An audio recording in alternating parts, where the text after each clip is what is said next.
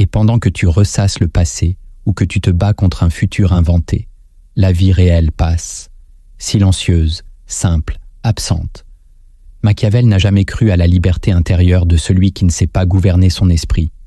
Alors je te pose cette question. Écris en commentaire. Et toi, est-ce que tu vis ou est-ce que tu penses? Abonne-toi, aime cette vidéo et reste jusqu'à la fin.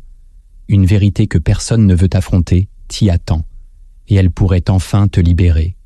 Machiavel observait les hommes non pas pour les juger, mais pour les comprendre dans leur cruauté silencieuse.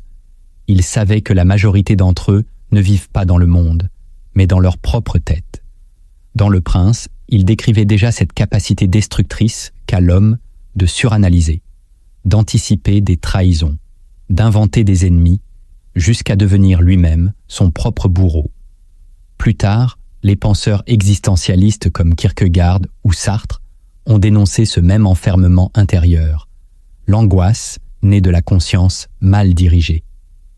Et pourtant, aujourd'hui encore, nous glorifions la réflexion au détriment de l'expérience. Nous avons confondu conscience et mentalisation. Ce savoir a été dilué, caricaturé, oublié, car il dérange. Il révèle que penser sans savoir s'arrêter, c'est sombrer. Ce que Machiavel voyait comme un outil de domination est devenu une maladie moderne. Et notre paix intérieure, sacrifiée sur l'autel du contrôle mental, n'en finit plus de fuir. Tu crois souvent que le monde extérieur te tourmente, mais c'est en toi que règne le plus dangereux des souverains, le désordre intérieur. Cette partie va dévoiler 7 désordres majeurs, invisibles, tolérés, qui t'empêchent de vivre en paix. Et tant que tu refuses de les voir, ton esprit restera ton premier ennemi, et la vie un champ de bataille permanent. Le premier désordre intérieur que tu dois affronter, c'est le besoin de tout comprendre. Ce besoin n'a rien d'innocent. Il ne te rend pas sage, il t'épuise. Tu veux tout saisir, les intentions des autres, les signes du futur, les raisons de ton passé. Tu crois qu'en comprenant, tu guériras. Mais Machiavel aurait souri, comprendre n'est pas régner, c'est parfois fuir. Chaque fois que tu te perds dans l'analyse, tu retardes l'action. Tu attends une clarté qui ne viendra jamais. Tu préfères penser plutôt que décider, anticiper plutôt que vivre, justifier plutôt qu'avancer. Et ce besoin devient une boucle. Plus tu penses, plus tu doutes. Plus tu doutes, plus tu penses. Tu t'enfonces dans la vase mentale d'un labyrinthe sans issue. Le tyran que tu redoutes n'est pas dans les événements. Il est dans cette obsession de tout expliquer, tout prédire, tout décrypter. Et ce désordre t'enlève la paix, car la paix ne naît pas du contrôle, elle naît du lâcher-prise. Machiavel écrivait que certains princes perdèrent leur royaume pour avoir voulu tout anticiper. Ils voyaient l'ombre d'un complot dans chaque regard, l'odeur d'une trahison dans chaque silence. Et toi, tu fais la même chose dans ton esprit. Tu soupçonnes la vie de te tromper. Alors tu interroges sans fin, tu décortiques, tu révises chaque souvenir. Mais la vie n'a pas besoin que tu comprennes tout d'elle. Elle te demande de marcher, même dans l'obscurité. Ce besoin de comprendre était peut-être utile pour survivre, mais il devient ton fardeau quand il t'empêche d'exister. Tant que tu ne sauras pas vivre sans tout comprendre, tu ne seras pas libre. Et ce jour-là, tu découvriras cette vérité dérangeante. La paix commence là où l'explication s'arrête. C'est une décision, pas une conclusion. Et c'est toujours l'esprit le plus stratège qui accepte de ne pas tout savoir. Le deuxième désordre intérieur que tu dois affronter, c'est la voix imaginaire des autres. Cette voix, tu la connais bien. Elle parle quand tu fais un choix, quand tu hésites, quand tu doutes. Ce n'est pas la tienne, et pourtant tu l'écoutes.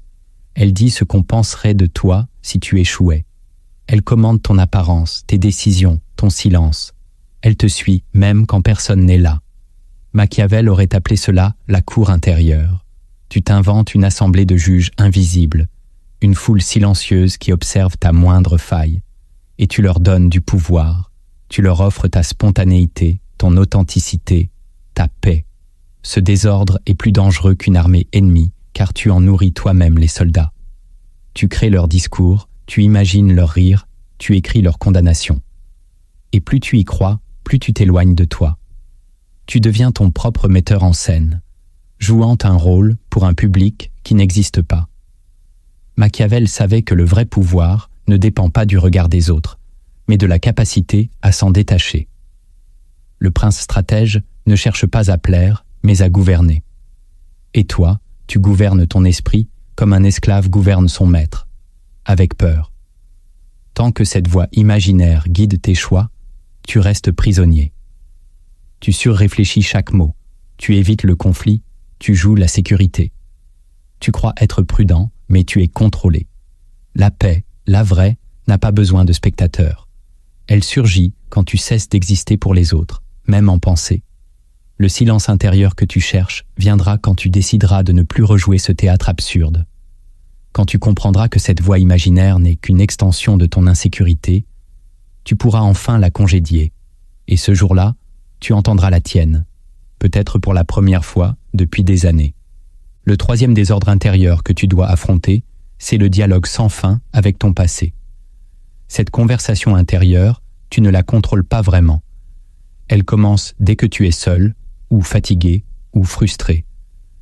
Tu rejoues un souvenir, une phrase, un silence, une décision, et tu veux la corriger mentalement. Tu veux changer ce que tu as dit ou ce qu'on t'a dit. Tu veux refaire la scène, dans ta tête, encore et encore. Ce désordre est une forme d'auto-torture. Tu ne revis pas le passé. Tu le déformes. Tu le combines avec ta honte, ta colère, ton regret. Et à force, tu ne sais plus ce qui s'est vraiment passé. Tu crois faire une autopsie pour guérir, mais tu entretiens une blessure qui ne cicatrise jamais. Machiavel aurait appelé ça une perte de souveraineté. Tu abandonnes ton présent au profit d'un royaume disparu.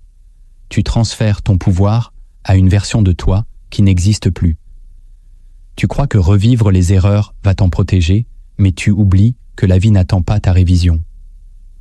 Pendant que tu parles au passé, le présent t'ignore, et ce dialogue devient ton mur.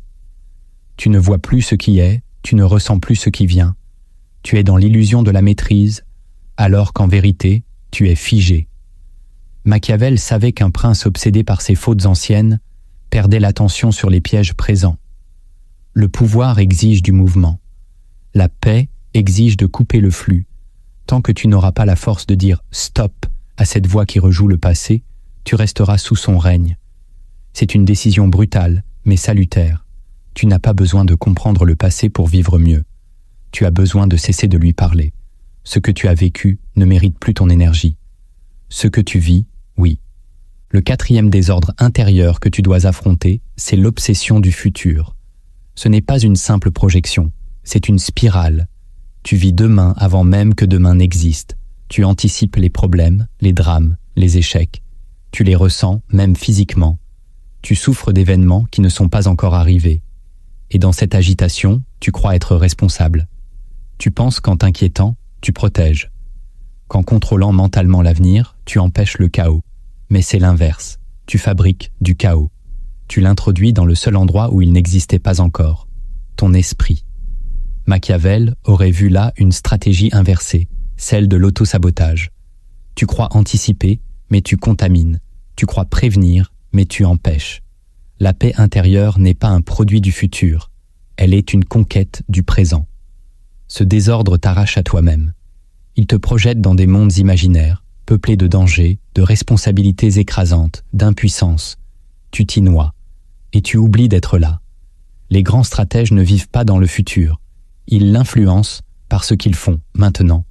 Toi, tu veux le prévoir sans l'affronter.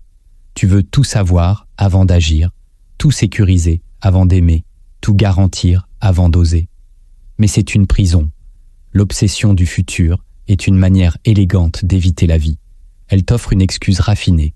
Je ne suis pas prêt, je dois encore penser, je dois être sûr. Pendant ce temps, le temps passe. Et il ne revient pas. La paix te sera rendue, non pas quand tu sauras ce que demain te réserve, mais quand tu choisiras de ne plus en faire ton maître. C'est aujourd'hui que la paix vit, et c'est là que tu dois la retrouver. Le cinquième désordre intérieur que tu dois affronter, c'est la guerre entre tes deux voix. Il y a celle qui ose et celle qui freine. L'une veut sortir, l'autre veut se protéger. L'une te pousse, l'autre t'enchaîne. Tu les entends toutes les deux, parfois dans une seule seconde. Tu te sens motivé, puis paralysé. Tu veux agir, puis tu recules. Et tu t'accuses de ne pas savoir ce que tu veux. Machiavel aurait reconnu là un symptôme fatal, l'absence de commandement. Quand deux voix gouvernent un même royaume, le chaos règne. Ce désordre crée une fatigue invisible. Tu te bats contre toi-même. Tu te suspectes, tu te critiques, tu te dévalorises. Mais la vérité, c'est que tu n'as pas encore décidé qui doit parler en toi. Tant que tu n'élis pas une voix dominante, tu restes divisé. Tu crois être indécis, mais tu es simplement sans autorité. Ce désordre est perfide, car il te donne l'illusion du choix, alors qu'il ne fait que retarder. Tu repousses tes élans, tu trahis tes décisions, tu fais de chaque jour un duel intérieur. Machiavel disait qu'un prince faible est celui qui laisse plusieurs conseillers parler à sa place. Et toi, tu écoutes sans fin, tu ne tranches pas. La paix intérieure ne vient pas d'un consensus, elle vient d'un commandement. Il faut choisir ta voix, l'installer, l'écouter et ne plus reculer. La paix ne demande pas que tu sois parfait, elle exige que tu sois unifié, car une armée divisée ne gagne jamais la guerre. Et ton esprit, tant qu'il reste partagé entre élan et peur, entre désir et inhibition, restera en guerre contre lui-même. Tu ne peux pas avancer sans sacrifice. Et ici, le sacrifice, c'est le renoncement à la voix qui te diminue. Le 6e désordre intérieur que tu dois affronter, c'est le bavardage compulsif du mental. Cette voix, ce n'est pas la tienne. C'est un bruit de fond, constant, parfois imperceptible, parfois tyrannique. Elle commente tout. Elle critique, compare, anticipe, ironise, rejoue des scènes. Tu ne l'as pas choisie. Et pourtant, tu lui laisses la place entière. Machiavel aurait vu dans ce bavardage une faiblesse de la cour intérieure. Quand aucun garde n'est posté à la porte de ton esprit, les parasites s'y installent. Ce désordre est d'autant plus dangereux qu'il se fait passer pour normal. On l'appelle pensée, alors qu'il s'agit d'une intoxication lente. Tu crois que réfléchir en permanence te rend intelligent, mais ce n'est pas de l'intelligence. C'est une dépendance. Tu n'es plus capable d'habiter le silence. Tu remplis chaque vide par du commentaire. Et ce commentaire devient ton identité.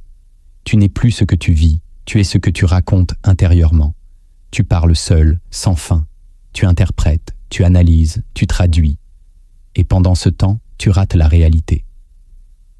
Machiavel savait que trop de mots fragilisent l'autorité. Trop d'idées non ordonnées tuent la décision. Et toi, tu croules sous les pensées. Tu ne les choisis pas, tu les subis, et tu te laisses définir par elles. Tu deviens leur serviteur. Le pouvoir intérieur commence là où le bavardage cesse, là où tu dis « assez », là où tu poses une barrière, là où tu discernes ce qui mérite ton attention et ce qui doit être ignoré. Ce n'est pas une question de méditation, c'est une question de pouvoir. Qui règne dans ton esprit? Qui donne la parole? Qui impose le silence? Tant que tu laisses cette voix parler sans filtre, tu ne pourras jamais entendre l'essentiel. Car l'essentiel ne parle pas fort. Il chuchote. Et ce chuchotement, tu ne l'entendras que si tu apprends à éteindre le reste. Là commence la vraie domination mentale. Le 7e désordre intérieur que tu dois affronter, c'est la peur de te retrouver face à toi-même. Tu dis vouloir la paix. Tu dis vouloir le silence. Mais au fond, tu le redoutes, car le silence te confronte à ta propre présence, à ton vide, à tes fuites. Tant que le monde fait du bruit, tu peux fuir en lui. Mais quand il s'éteint, il ne reste que toi. Et cette rencontre, tu l'as évitée toute ta vie. Machiavel écrivait que le prince faible redoute la solitude, car elle le confronte à son impuissance. C'est exactement ce que tu vis. Tu remplis tes journées, tes écrans, tes pensées, pour ne pas croiser ce regard intérieur que tu fuis. Ce désordre, c'est le refus de te regarder en face, car tu sais ce que tu y trouverais, les décisions que tu n'as pas prises, les émotions que tu as enfouies, les vérités que tu refuses de nommer. Tant que tu évites cette rencontre, tu ne seras jamais libre. Tu resteras dépendant de l'extérieur, tu mendieras du bruit pour ne pas entendre ton appel, tu t'accrocheras au drame, aux distractions, aux stimulations, pour ne pas rester seul avec ta conscience. Mais la paix que tu cherches n'est pas dans l'évitement, elle est dans la traversée. Machiavel l'aurait dit ainsi, il faut affronter sa propre ombre pour régner sur sa lumière. Ce désordre intérieur t'empêche de revenir à toi. Il fait de toi un fugitif permanent. Tu es toujours ailleurs, toujours en fuite, même en présence des autres. Et cette fuite t'épuise. Elle te vide, elle t'efface. Tant que tu n'oseras pas t'asseoir seul, sans distraction, sans protection, tu resteras à la périphérie de ta propre vie. Le silence n'est pas une menace, c'est une porte. Et derrière cette porte, il y a toi. Pas celui que tu montres, mais celui que tu es. Et c'est de là seulement que pourra naître la paix durable que tu appelles. Tu viens d'entendre 7 désordres invisibles qui t'éloignent de la paix. Alors dis-moi en commentaire, lequel de ces désordres règne le plus souvent dans ton esprit et pourquoi? Ta réponse pourrait ouvrir une prise de conscience à quelqu'un d'autre. Tu crois être noble, sage, prudent, mais certaines vertus que tu cultives sont en réalité des poisons lents. Elles t'empêchent de régner sur toi-même. Cette partie va dévoiler 7 vertus toxiques, des qualités que tu considères comme des forces, mais qui te brisent en silence. Et tant que tu les ignores, tu restes l'esclave de ton propre idéal. La première vertu toxique que tu dois reconnaître, c'est la patience excessive. Tu crois qu'attendre est une qualité. Tu t'imagines sage, mesuré, spirituel. Mais à force de trop attendre, tu t'effaces. Tu retardes tes choix, tu donnes aux autres le pouvoir d'agir à ta place. Tu appelles ça prudence, alors que c'est de la peur. Machiavel savait que dans l'attente prolongée, le pouvoir change de camp. Celui qui tarde à frapper, celui qui attend que tout soit aligné, celui qui reste dans l'observation indéfinie, devient une cible facile. Tu t'imagines que le temps va résoudre les choses. Tu dis « je laisse faire, je laisse passer, je laisse couler ». Mais ce que tu laisses surtout, c'est ton autorité. Cette patience que tu crois noble t'empêche de poser des limites, de dire non, de t'imposer, de te protéger. Elle devient toxique dès qu'elle te pousse à avaler l'inacceptable. Tu deviens le spectateur poli de ton propre effacement. Machiavel aurait tranché. La patience doit être une stratégie, pas une identité. Elle est utile quand elle prépare un coup, pas quand elle remplace l'action. Ce n'est pas parce que tu attends que tu es sage. Parfois, c'est juste que tu n'oses pas. Et ce que tu appelles paix intérieure, c'est parfois juste un renoncement invisible. Tant que tu confonds patience et soumission, tu t'écartes de toi-même. La paix ne vient pas d'attendre plus longtemps. Elle vient de poser un acte au bon moment. Et si tu es toujours en train d'attendre, c'est peut-être que ce moment, tu le fuis. La vraie noblesse intérieure ne consiste pas à tout supporter. Elle consiste à discerner quand il faut attendre et quand il faut intervenir. Sans cela, ta patience devient une arme contre toi et ton silence, un abandon. La deuxième vertu toxique que tu dois reconnaître, c'est l'humilité déséquilibrée. On t'a dit de rester humble, de ne pas te vanter, de ne pas trop croire en toi. Alors, tu t'es abaissé, tu t'es excusé d'exister, tu as préféré te cacher plutôt que briller, tu appelles ça modestie. Mais au fond, c'est de la peur. Tu as peur d'être vu, peur d'être jugé, peur d'être rejeté si tu te tiens droit. Machiavel aurait vu là une faiblesse stratégique. Un individu qui ne croit pas en sa valeur devient une proie facile. Tu t'effaces pour rassurer les autres. Tu sous-estimes ton impact pour ne pas déranger. Et tu crois que c'est une vertu. Mais cette humilité-là te détruit. Elle te coupe de ta puissance. Elle t'empêche d'assumer ton autorité, tes dons, ta voix. Elle fait de toi un figurant dans ta propre histoire. Tu veux bien aider, soutenir, écouter, mais jamais diriger, jamais mener, jamais apparaître comme trop sûr de toi. Alors tu te caches derrière l'excuse de l'humilité. Tu restes dans l'ombre. Tu refuses les compliments. Tu minimises tes victoires. Et à force, tu t'oublies. Tu deviens incapable de te défendre, de t'imposer, de dire « je mérite ». Cette vertu devient toxique quand elle t'empêche de recevoir, quand elle t'interdit de t'aimer, quand elle t'enferme dans une posture basse, faussement noble. Machiavel aurait rappelé que l'humilité est une arme, pas une identité. On l'utilise pour désarmer l'ennemi, pas pour renoncer à son trône. La vraie force intérieure ne s'excuse pas d'exister. Elle ne s'agenouille pas sans raison. Tant que tu portes cette humilité déséquilibrée, tu refuses ta propre lumière et tu permets à d'autres, moins compétents, de prendre la place. La paix intérieure naît aussi du courage de se tenir droit, sans honte, sans peur. Et parfois, pour être humble dans le cœur, il faut être grand dans l'attitude. La troisième vertu toxique que tu dois reconnaître, c'est la bonté naïve. Tu veux bien faire. Tu veux aider. Tu veux comprendre. Alors tu ouvres ton cœur, sans filtre. Tu pardonnes sans mesure. Tu excuses tout. Tu donnes encore, même quand on t'a déjà pris trop. Tu appelles ça bonté. Mais Machiavel aurait vu une faiblesse tactique. Car dans un monde où tout le monde ne suit pas les mêmes règles, ta gentillesse devient une faille. Tu crois au bien. Tu crois que tout le monde peut changer, que l'amour suffit. Mais certains voient en toi une opportunité, pas une personne. Ils prennent, ils utilisent, ils manipulent. Et toi, tu continues d'aimer, d'espérer, de te dire que le problème, c'est toi. Cette bonté sans limite devient toxique.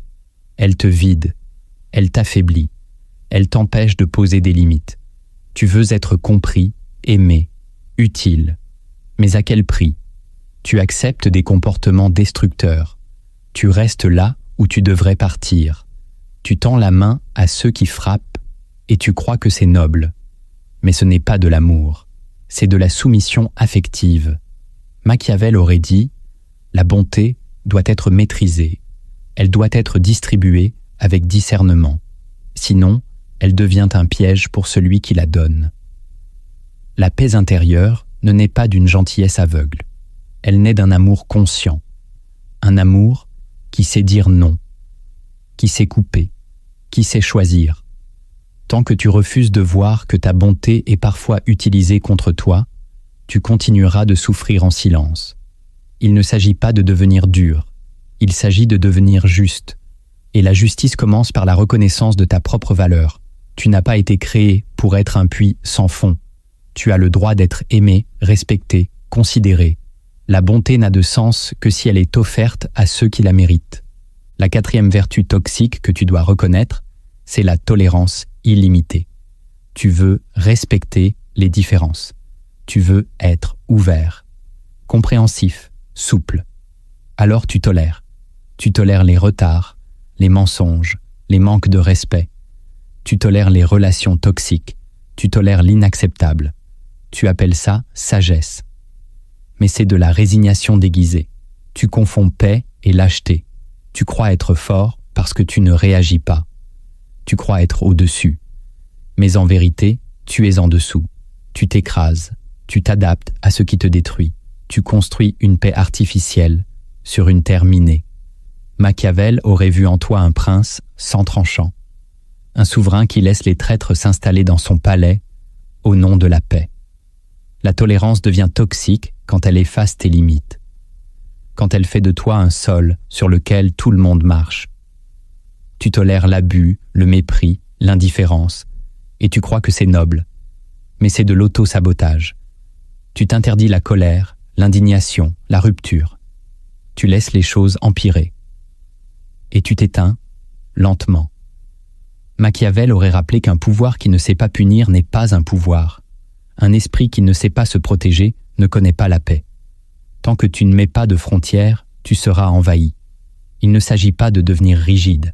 Il s'agit de redevenir maître chez toi. La tolérance est une vertu quand elle est choisie, pas quand elle est subie. Tant que tu continues d'accepter l'inacceptable pour éviter le conflit, tu refuses ta propre dignité et tu appelles cela sagesse. Mais la sagesse, c'est aussi savoir fermer une porte. Dire stop, détourner le regard. La paix ne réside pas dans le silence, mais dans la fermeté. La cinquième vertu toxique que tu dois reconnaître, c'est l'autocritique permanente. Tu veux progresser, t'améliorer, grandir. Alors tu t'observes, tu t'analyses, tu t'auto-évalues, tu te corriges. Mais ce regard devient un couperet. Tu ne t'encourages pas, tu te condamnes. Tu te rappelles constamment ce que tu aurais pu faire mieux. Tu revis chaque erreur, chaque maladresse, chaque échec. Tu crois être exigeant, mais tu es brutal. Et tu appelles ça lucidité. Machiavel aurait vu là une trahison intérieure, car un dirigeant qui n'encourage jamais ses troupes finit par les démoraliser. Tu fais de même avec toi-même. Tu es ton propre bourreau. Tu as remplacé l'indulgence par le jugement. Tu veux être parfait, irréprochable, irréfutable. Mais cette perfection devient un poison. Elle t'empêche d'avancer, car tu ne te pardonnes jamais. Tu te remets sans cesse en question, et tu t'empêches de célébrer tes victoires. Ce que tu crois être de l'humilité devient un frein, un poids, un désamour. Tant que tu ne sauras pas te regarder avec bienveillance, tu resteras crispé, figé, anxieux. La paix ne peut pas vivre dans un esprit qui se juge sans fin. Machiavel aurait rappelé qu'un bon stratège sait reconnaître ses failles sans s'y noyer. L'autocritique doit être un outil, pas une identité. Elle doit servir la construction, pas la destruction.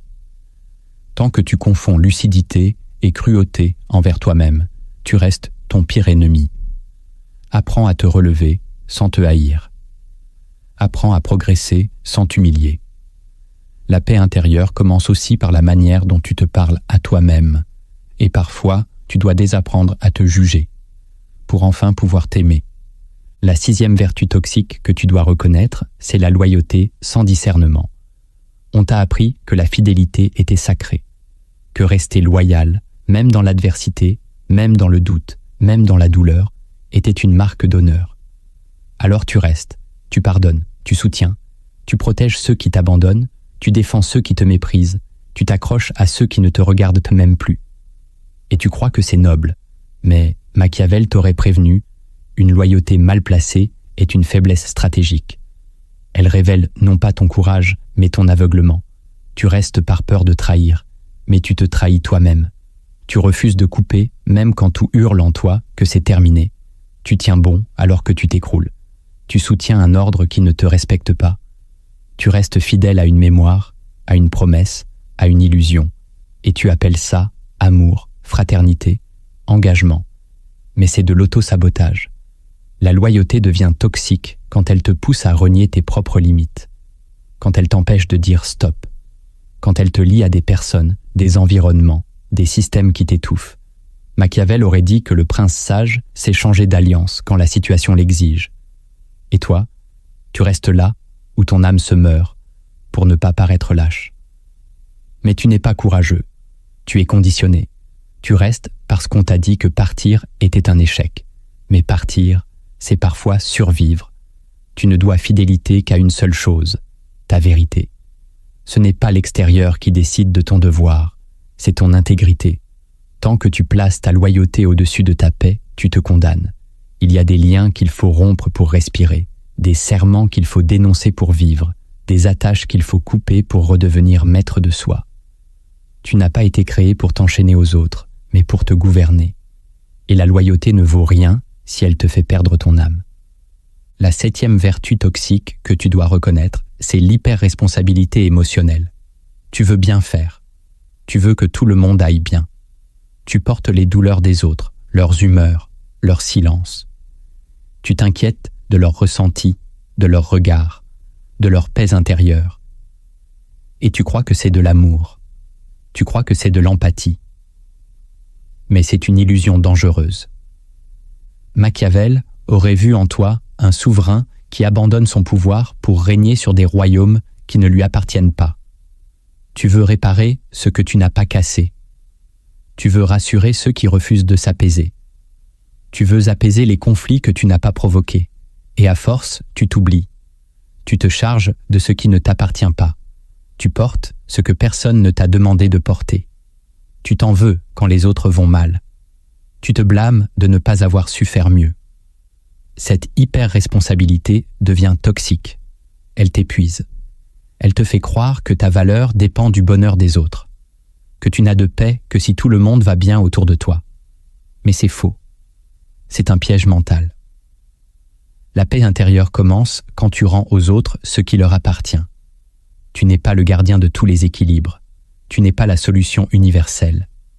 Tu peux aimer sans porter. Tu peux comprendre sans absorber.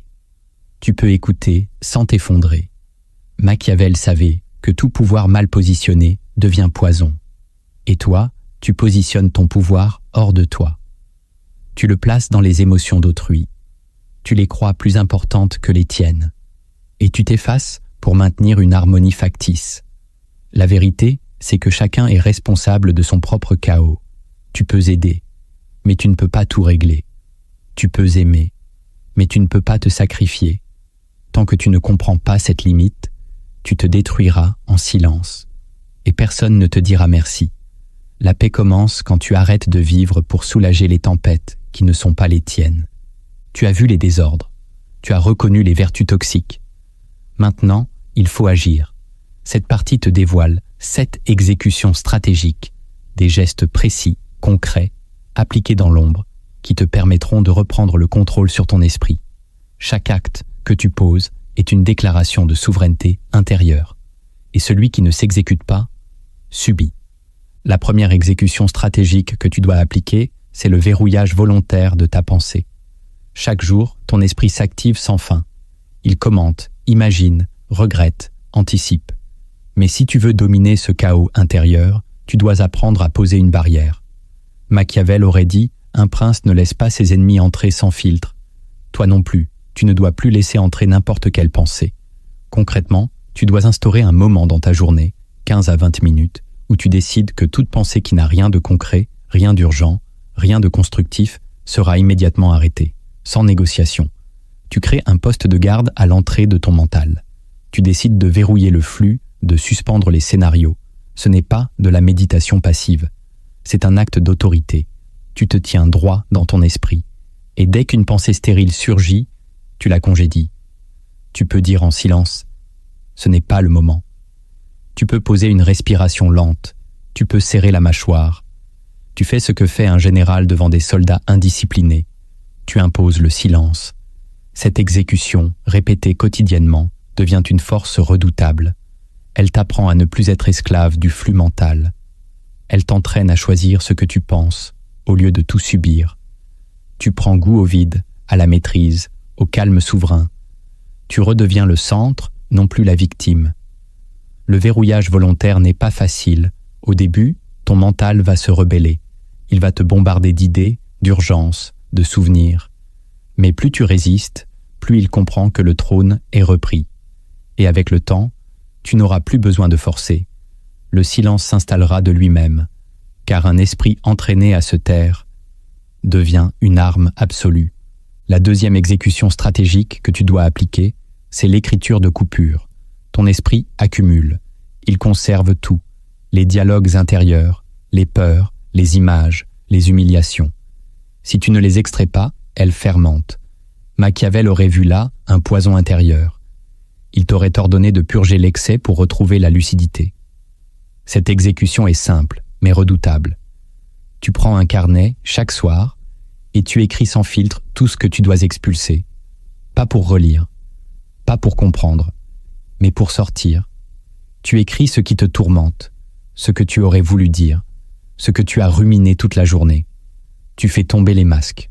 Tu transcris le chaos, la honte, la confusion, la rage. L'objectif n'est pas esthétique, c'est chirurgical. Tu opères ton esprit. Tu fais couler l'encre pour faire saigner l'excès mental. Et une fois que c'est posé, tu t'arrêtes. Tu ne corriges pas, tu ne te relis pas, tu refermes, tu as déposé le poids, tu as coupé. Ce geste, répété chaque soir, est un acte de souveraineté. Il t'évite la surcharge. Il t'offre un espace d'exil intérieur, où tu n'as plus besoin de tout porter. Machiavel t'aurait dit, celui qui n'évacue pas ses pensées est bientôt noyé par elles. Et toi, tu veux gouverner. Alors tu ne peux pas tout garder. Ce que tu écris devient ce que tu quittes. Tu matérialises l'invisible. Tu t'honores. Et tu poses une limite. Ce n'est pas une technique de bien-être, c'est un protocole de libération. Il y a des batailles qu'on ne gagne pas par le silence, mais par l'expulsion. Et cette écriture, si elle est faite avec sérieux, devient ton acte de séparation. Tu quittes ce que tu refuses de nourrir. Tu refuses d'être une chambre d'écho pour tes vieux fantômes. Tu les envoies ailleurs, là où ils ne te suivront plus. La troisième exécution stratégique que tu dois appliquer, c'est la règle des 3 filtres. Chaque pensée que tu acceptes d'entretenir doit passer 3 tests. Machiavel aurait imposé cela à n'importe quel conseiller de son entourage. Et toi, tu dois l'appliquer à tes propres pensées, car elles sont les plus dangereuses. Premier filtre, Est-ce utile? Si ce que tu penses n'apporte rien, ni solution, ni direction, ni réponse, alors c'est du bruit. Tu coupes. Deuxième filtre. Est-ce réel? Beaucoup de tes angoisses sont construites sur des hypothèses. Tu crois que tu n'y arriveras pas. Tu imagines qu'on te méprise. Tu supposes que tout va mal tourner. Mais ce n'est pas la réalité, ce sont des projections. Tu dois alors débrancher l'imaginaire. Troisième filtre. Est-ce présent? Une pensée qui vient du passé ou du futur n'a pas de droit immédiat dans ton esprit, sauf si elle t'aide à agir maintenant. Sinon, elle est hors sujet, tu la rejettes. Ces 3 filtres deviennent ton rempart. Chaque fois qu'un flux mental se présente, tu le questionnes. Tu ne l'absorbes plus par réflexe. Tu l'interroges, comme un garde interroge un inconnu à l'entrée d'un château. Et si la pensée échoue à un seul de ces 3 tests, elle sort. Sans débat. Tu n'as pas à négocier avec elle. Cette exécution, à force d'être répétée, te transforme. Tu n'es plus habité par ce qui surgit. Tu deviens sélectif. Stratège. Tu penses moins, mais tu penses juste. Machiavel disait « Le pouvoir appartient à celui qui choisit ce qu'il laisse entrer ». Cette règle des 3 filtres est un protocole de tri mental. Elle nettoie, elle concentre, elle éclaire. Et si tu l'appliques sincèrement, tu verras que ton esprit devient plus silencieux, plus clair, plus fort. Car un mental épuré devient un outil de guerre. La 4e exécution stratégique que tu dois appliquer, c'est la création d'un sanctuaire temporel. Ton esprit est exposé en permanence. Sollicitations, notifications, urgences, dialogues, images. Il n'a plus d'espace pour se replier. Tu crois que le repos viendra tout seul, mais ce n'est pas vrai. Il doit être imposé. Machiavel aurait réservé une pièce secrète pour ses décisions les plus importantes. Toi, tu dois créer un espace-temps dans ta journée où rien ni personne n'a accès à toi. Ce sanctuaire n'est pas physique, il est temporel. Ce peut être une heure précise, tôt le matin, tard le soir, où tu fermes toutes les portes. Téléphone coupé, aucun bruit, aucune demande. Tu redeviens seul maître. Dans ce moment, tu ne fais rien de productif. Tu ne consommes rien. Tu existes, tu observes, tu écoutes ce qui remonte. Tu reviens au centre. Tu ne laisses plus le monde dicter ton tempo. Tu l'imposes. Ce sanctuaire est un acte de guerre douce contre la distraction permanente. Il est ton trône intérieur. Et si tu ne le défends pas, il sera envahi. Tu dois l'inscrire dans ton rituel quotidien. Il ne se négocie pas. Tu dois le respecter comme on respecte une audience royale. Ce moment devient ton havre. Il permet à ton esprit de se réparer, de respirer, de s'éclaircir. Machiavel savait que les décisions les plus puissantes ne se prennent pas dans l'agitation. Elles émergent du silence, de la solitude, de la densité. Et toi, tant que tu n'as pas ce refuge, tu vis en surface. Tu réagis, tu t'adaptes, tu t'éparpilles. Mais tu ne règnes pas, ce sanctuaire est ta salle du trône. Ton esprit y retrouve sa souveraineté. Et plus tu l'honores, plus tu redeviens stratège, solide, centré. Le bruit du monde ne doit jamais être plus fort que ta propre présence. La 5e exécution stratégique que tu dois appliquer, c'est le refus d'expliquer tes choix. Tu vis dans un monde où tout doit être justifié, où chaque décision, chaque silence, chaque retrait doit être expliqué, commenté, validé. Mais cette logique t'épuise. Elle fait de toi un être transparent, accessible, pénétrable. Et Machiavel l'aurait interdit. Un esprit de pouvoir n'explique pas tout. Il agit, il tranche, il décide. Il sait que l'explication est parfois une porte ouverte à l'intrusion, à la manipulation, au doute. À force de t'expliquer, tu donnes des armes à ceux qui ne veulent pas te comprendre. Tu dévoiles ta stratégie, tes fragilités, tes hésitations. Tu t'exposes. Et tu perds ton mystère. Tu crois que te justifier va rassurer. Mais cela t'affaiblit. Cela te pousse à surréfléchir, à anticiper les réactions, à modeler ta vérité pour qu'elle plaise. Mais la vérité n'a pas besoin d'être décorée, elle se tient seule. Cette exécution stratégique consiste à reprendre le droit au silence, à dire « je n'ai pas à expliquer » ou simplement « c'est mon choix ». Tu poses une frontière, tu restaures ton autorité et tu cesses de mendier l'approbation. Machiavel aurait vu dans ce refus une preuve de souveraineté. Tu montres que ta décision vient d'un lieu intérieur, non négociable. Ce geste libère ton mental. Il t'évite de ruminer. Il te protège du regard des autres. Tu n'as pas besoin que l'on te comprenne. Tu as besoin d'être aligné. Tant que tu ressens ce besoin d'expliquer chaque chose, tu es vulnérable.